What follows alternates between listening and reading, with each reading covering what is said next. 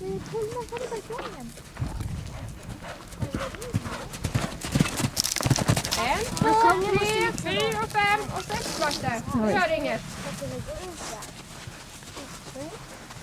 Tänk på att hinder nummer 2 här kommer ganska fort. Jag tar samma också. Bra. Oj, oj. Nu är det verkligen fram. Ja, hon har börjat tända till lite nu. Ja. Hon är ju rolig. Titta på den. Verkligen. Höjer upp. Kommer han där? Räcket.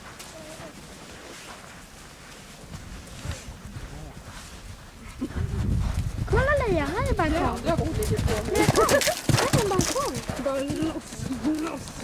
Nu är det 6 galoppstånd. Ja, det är inte säkert att hon riktigt... Men vad ska jag göra mer?